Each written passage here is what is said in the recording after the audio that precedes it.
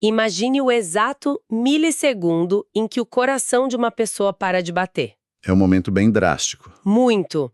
E, em uma fração microscópica de tempo, antes mesmo de qualquer médico atestar o fato, fazendas inteiras, contas bancárias, maquinários e dívidas milionárias simplesmente mudam de dono. Instantaneamente, né? Exato, instantaneamente. Não existe um único segundo de limbo.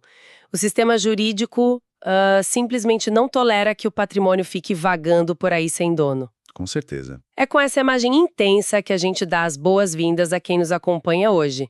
Esse episódio é baseado no caderno de estudos elaborado pelo professor Dr. Marcelo Lessa, idealizador e mentor do projeto ENAC Turbo. Um material excelente, diga-se de passagem. Demais. E a nossa missão hoje é destrinchar o caderno 40, focado em direito das sucessões, a parte 2 e leis especiais. E esse é o ponto de partida perfeito. O que torna essas anotações do professor Lessa tão cruciais para quem estuda e atua em alto nível é perceber uma mudança brutal de paradigma, sabe? Quando a gente pensa em inventário e cartório, a imagem que vem à cabeça é aquela lentidão quase geológica, né? Montanhas de papel, processos que duram décadas. Tipo novela de época. Bem isso. Mas o que a gente vai revelar aqui é um sistema que, hoje, opera com uma velocidade incrível. Muita tecnologia e principalmente através do que a gente chama de desjudicialização. Que é tirar a coisa da mão do juiz, né? Exatamente. As soluções mais dramáticas da vida das famílias e também da parte imobiliária saíram das mesas dos fóruns e estão acontecendo direto nos balcões dos tabelionatos de notas. Que é fascinante. Mas, para entender como essa máquina toda opera, a gente precisa voltar àquela fração de segundo inicial que eu comentei. O material do professor Lessa detalha isso como o princípio da Saicine. Isso, está lá consolidado no artigo 1784 do Código Civil. Eu sempre gosto de visualizar a Saicine como uma daquelas corridas olímpicas de revezamento, sabe? Boa analogia. Né? Quando um atleta passa o bastão por próximo, o bastão nunca cai no chão. Ele sai da mão de quem encerrou a corrida e no mesmíssimo instante já está firme na mão do herdeiro. É bem por aí. Mas aí entra uma confusão que eu acho que pega muita gente. Se a lei diz que a transmissão é automática nesse nível, se o herdeiro já é o dono desde a hora do óbito, por que o Estado obriga as famílias a passarem por todo o desgaste e o custo de fazer um inventário? Olha, essa dúvida é super comum e vai direto no cerne do sistema. O inventário, na verdade, não serve para transferir a propriedade. A Sainz já fez isso sozinha. Aham. A questão é que, no momento da morte, a herança é considerada pela lei como uma universalidade de direito. Um bloco único e indivisível. Isso. E o mais crítico, esse bloco pode vir recheado de dívidas. Então, o inventário é tipo a grande auditoria desse patrimônio. Ah, faz sentido. Para separar o joio do trigo. Exato. Ele serve para listar o que compõe o acervo, separar a parte que pertence aos credores e pagar essas dívidas. E olha, tem um detalhe de proteção aqui que é alvo clássico de prova. Os herdeiros só respondem pelas dívidas do falecido até o limite da própria herança. Aquele limite intra vires hereditatis. Esse mesmo. O patrimônio pessoal do herdeiro, aquele que ele já tinha antes, fica totalmente blindado. Só depois de pagar quem o falecido devia é que o saldo é fatiado e formalizado para cada um. E é justamente nessa formalização que o Caderno 40 nos mostra o tamanho da revolução da via extrajudicial. Porque se todos os herdeiros forem maiores de idade, capazes e, o mais importante, estiverem de acordo, ninguém precisa entrar na fila de um fórum. Perfeitamente. Pode ser tudo resolvido com um advogado direto no cartório. E o professor Lessa traz no material um duplo cheque normativo, que é uma pegadinha forte da FGV, viu? Opa, conta aí. Historicamente, se o falecido deixasse um testamento, a família era obrigada a fazer o inventário via judicial. Ponto. A simples existência do testamento travava a porta do cartório. Sério? Mas isso não atrasava tudo? Demais. Mas isso acabou. Com o provimento 149 de 2023 do CNJ, houve uma flexibilização imensa.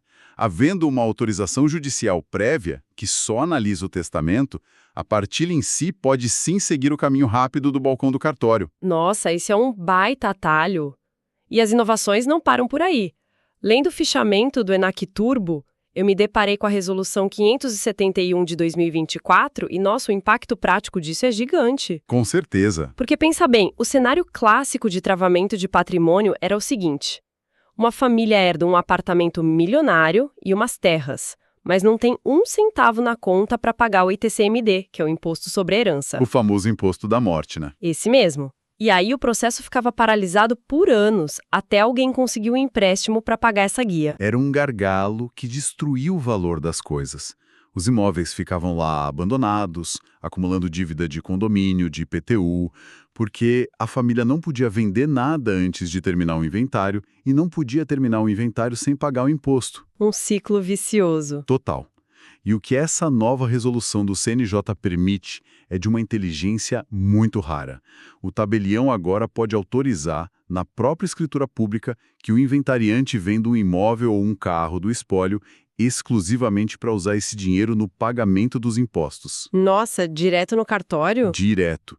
Tudo amarrado, transparente e sem precisar ficar implorando por um alvará na mão de um juiz, o que antes demoraria meses. Sensacional. Essa velocidade toda é fantástica para famílias honestas, mas vamos ser realistas, essa exata falta de supervisão direta de um juiz cria uma brecha gigante para gente mal intencionada, não cria? Cria. É um risco. Porque se o cartório atua se baseando muito no que a família declara, o que impede um herdeiro espertinho de simplesmente não colocar no papel que o pai tinha, sei lá, 3 tratores escondidos em outra fazenda? Olha, essa é a grande contrapartida dessa autonomia toda. A lei da liberdade, mas cobra um preço altíssimo por quebras de confiança. O material do professor Lessa aborda isso no tópico dos sonegados. A punição severa, né? Muito severa. A sanção civil para quem oculta bens, lá no artigo 1992 do Código Civil, é bem cirúrgica. O herdeiro que age de má fé e esconde o trator perde o direito hereditário exclusivamente sobre aquele bem sonegado. Só sobre o trator. Só sobre o trator. A cota dele nos outros bens legais da herança permanece, mas aquele maquinário que ele tentou esconder, ele perde completamente em favor dos outros herdeiros. Entendi, é uma punição focada. Mas deixa eu elevar o nível de gravidade aqui, que eu sei que a FGV adora um drama. E se a pessoa que estiver escondendo as chaves desse trator for o próprio inventariante? Aí a figura muda. Porque ele é a pessoa nomeada, que assinou um termo de compromisso. Ele tem o dever fiduciário de proteger tudo. O castigo não pode ser só perder o trator, né? E não é. O artigo 1993 pesa a mão dobrado contra o inventariante. Se ele é o sonegador, a punição é dupla. Além de perder a parte dele sobre o bem oculto, ele é destituído do cargo imediatamente. Bem feito. É remoção na hora por quebra absoluta de lealdade. Mas e aqui vai um alerta de ouro para quem está focando em prova de alto nível. O professor Lessa avisa sobre o momento exato de cobrar essa fatura. Tem hora certa para isso. Tem. A ação de sonegado só pode ser proposta após as últimas declarações do inventário. O sistema exige que a gente dê à pessoa a chance final de se arrepender e declarar o bem antes de puni-la. Faz todo sentido. A pessoa não pode ser punida antes de fechar a lista oficial. Mas, bom, vamos sair desse campo de fraude e entrar num terreno que eu acho muito mais nebuloso, as doações feitas em vida. Esse assunto é um campo minado. Imagina a cena. Um pai bem de vida tem 3 filhos. O caçula ganha desse pai, ainda em vida, um carro esportivo conversível novinho. Anos depois, o pai falece. Esse carro foi só um presente generoso ou a conta desse presente vai chegar no inventário? A conta chega, e chega pesado, através do Instituto da Colação. E aqui o Caderno 40 é super didático. É fundamental separar as coisas. Sonegados é punição por fraude, tá? Colação é um mero acerto de contas matemático. Ah, então não é uma multa nem nada. Não, de jeito nenhum. A lei simplesmente presume que qualquer doação feita de um ascendente para um descendente, ou seja, do pai para o filho, é um adiantamento da herança. O sistema quer garantir a igualdade lá na frente. Entendi. É tipo, imagina que 3 amigos vão dividir a conta do restaurante, mas um deles já pediu uma entrada caríssima antes de todo mundo chegar. Exato. Na hora de fechar a conta final, essa entrada tem que ser colocada na balança para ninguém pagar pelo luxo do outro. Excelente analogia. O filho caçula não precisa devolver o carro, mas o valor financeiro daquele carro esportivo é somado ao bolo total da herança no papel. Aí o sistema recalcula tudo, divide por 3 e depois desconta o valor do carro da fatia que caberia a ele. Só tem um jeito de fugir disso, né? Sim, se o pai, lá no momento da doação, tivesse deixado registrado de forma expressa que o carro estava saindo da parte disponível dele e dispensando o filho dessa colação, Mas aí entra uma armadilha de jurisprudência que destrói o raciocínio lógico da gente. Lá no artigo 639 do Código de Processo Civil, essa é a clássica pegadinha do STJ. se o pai doou esse carro lá em 2010, quando ele valia uma fortuna, mas falece só em 2024, com o carro já desvalorizado, qual o valor que entra nessa conta? O valor da época ou o valor de hoje? Esse é um dos pontos mais cobrados. O STJ pacificou que o bem doado tem que ser avaliado pelo valor que ele teria na data da abertura da sucessão, ou seja, no exato dia da morte e não pelo valor da época da doação antiga. Então é a realidade econômica do dia da morte que manda. Isso.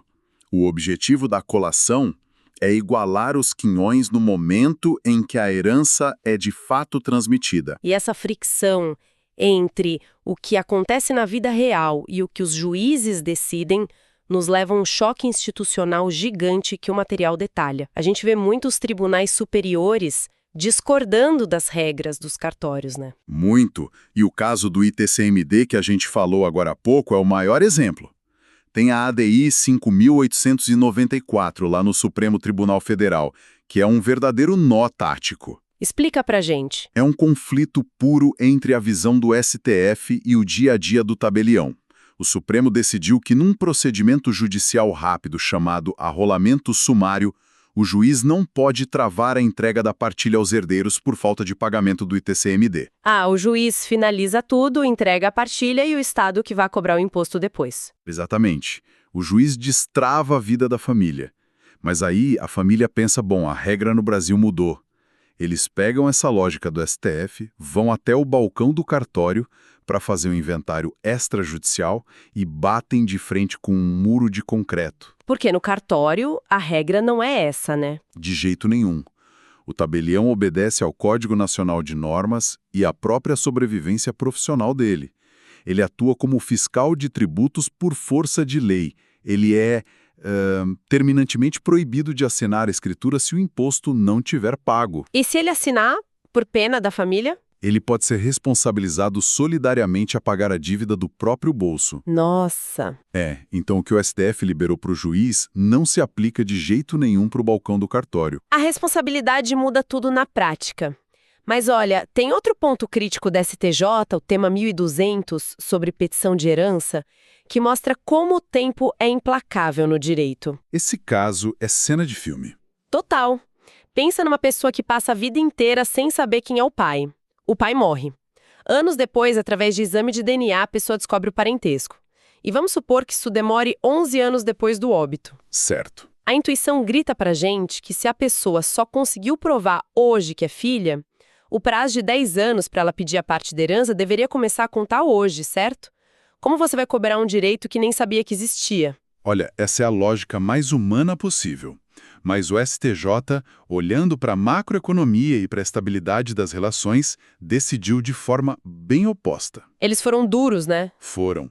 O tribunal fixou que o prazo de 10 anos para pedir herança começa a correr inexoravelmente no dia da morte.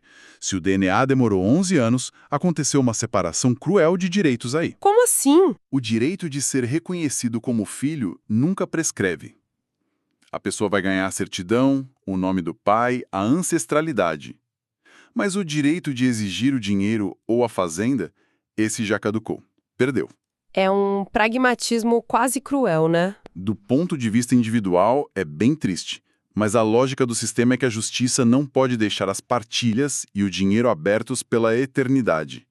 Se não tivesse um limite, imagina famílias tendo que devolver imóveis vendidos há décadas porque surgiu um herdeiro surpresa. É a vitória da segurança jurídica sobre a justiça tardia.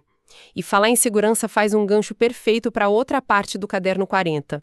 Até agora a gente falou do pós-morte, mas as leis especiais mostram como o direito civil cria um escudo para as pessoas enquanto elas estão vivas. Esse ponto é fascinante. E o maior exemplo é o Estatuto da Pessoa com Deficiência, a Lei 13.146 de 2015. Isso foi uma mudança civilizatória, sabe?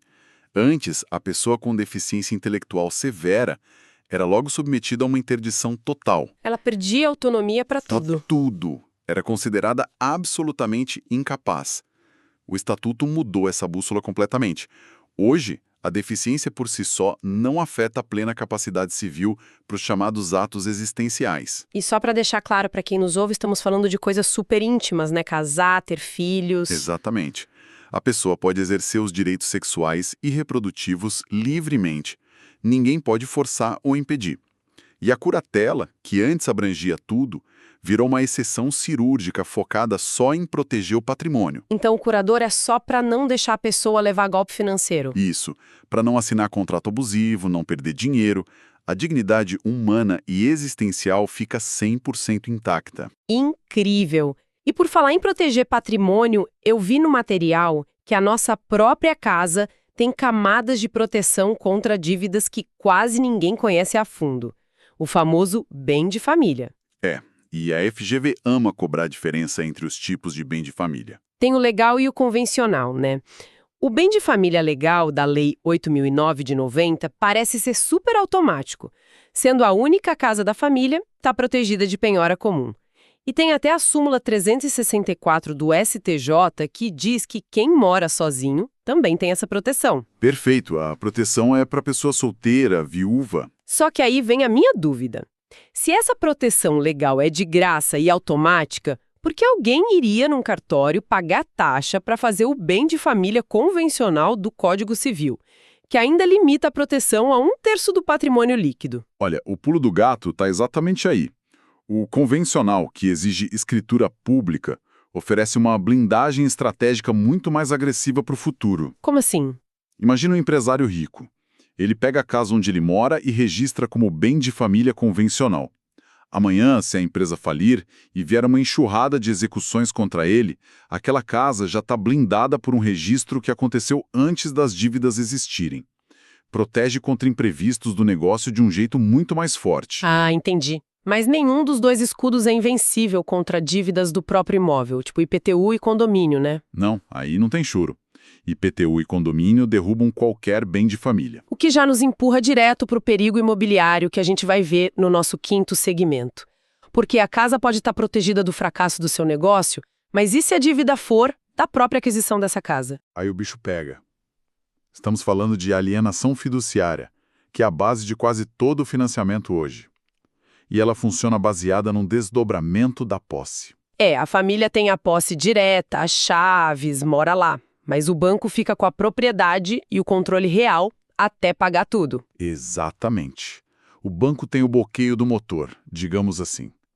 E o que o tema 1288 do STJ e a Lei 13.465 mostram é que o tempo para o devedor reagir sumiu. Antigamente você ia lá no dia do leilão e salvava a casa pagando os atrasados, né? Sim, o passado era benevolente. Hoje a coisa é gélida. Atrasou? O cartório manda a notificação e dá exatos 15 dias para a pessoa purgar a mora, ou seja, pagar o que atrasou. E se passar do prazo e a pessoa não pagar? No 16º dia, o oficial averba na matrícula a consolidação da propriedade para o banco. Naquele instante, a dívida original morre e o contrato deixa de existir. A pessoa perde qualquer direito de pagar só as parcelas em atraso. Caramba! E sobra o quê para a pessoa? Só o direito de preferência para tentar recomprar a casa inteira pagando o valor total antes do leilão. E essa força do crédito ficou ainda mais pesada com a Lei 14.711 de 2023, o novo marco legal das garantias. O professor Lessa destaca que até a hipoteca agora pode ser executada no cartório. E criaram um tal de agente de garantias. Isso. O agente de garantias é um administrador implacável. Ele executa a dívida direto para o credor, sem burocracia judicial. É o mercado ganhando muita eficiência, sabe? É um superpoder. Mas para equilibrar, vamos olhar para o cidadão comum que paga tudo direitinho e sofre com um mau vendedor. O Provimento 150 de 2023 traz a adjudicação compulsória extrajudicial. Um drama bem brasileiro, né? Muito. A pessoa compra o lote, paga os boletos por 10 anos, mas na hora de assinar a escritura, a construtora sumiu ou o vendedor se recusa. Antes era anos na justiça. Com esse provimento 150, o comprador vai com um advogado no cartório e mostra que pagou. O cartório notifica o vendedor fujão. E se ele não responder? Se ficar em silêncio absoluto por 15 dias úteis, a lei presume que o calote na escritura é verdadeiro e joga a favor do cidadão. Mas espera aí. Um alerta essencial aqui. O silêncio do vendedor não é um carimbo automático em que o cartório simplesmente imprime a escritura na hora, certo? De jeito nenhum. O material enfatiza isso incansavelmente. O silêncio só resolve a vontade do vendedor. O oficial do cartório ainda tem o dever de fazer a qualificação registral. Que é checar impostos, se as matrículas batem, se não tem fraude. Exato. Tem que varrer tudo antes de transferir a propriedade de verdade. Se a gente ligar os pontos de tudo isso, a mensagem é super clara. O direito civil mudou de marcha. Da velocidade da saisine, à força dos cartórios de executar dívidas, o sistema exige que os operadores do direito não pisquem. A ignorância sobre prazo hoje em dia resulta em perda de patrimônio definitivo. A síntese é perfeita. Rigor e velocidade são as novas moedas, sabe? E dominar isso com a precisão que o Caderno 40 ensina é o que garante a proteção real na prática. E conhecimento de trincheira. E eu queria fechar com uma reflexão, já que o futuro está chegando rápido. Com os cartórios super digitalizados, a inteligência artificial cruzando dados de imposto de renda quase em tempo real, será que esconder um bem num inventário vai se tornar fisicamente impossível daqui a uns anos? Aquele trator escondido vai aparecer automático no sistema? Olha, eu apostaria que sim, viu? O cerco está fechando cada vez mais rápido. Pois é. Fica essa reflexão para quem nos ouve continuar questionando o futuro do direito. E, aliás, contem pra gente nos comentários qual assunto vocês querem que a gente traga por aqui. Participem aí. E agora, o nosso recado oficial. Podcast produzido a partir do conteúdo do projeto ENAC Turbo, sob a autoria e orientação do professor Dr. Marcelo Lessa. Se esse conteúdo te ajudou, não esqueça de se inscrever no canal e ativar o sininho das notificações. Assim, o YouTube te avisa imediatamente assim que o próximo resumo for liberado. Até a próxima!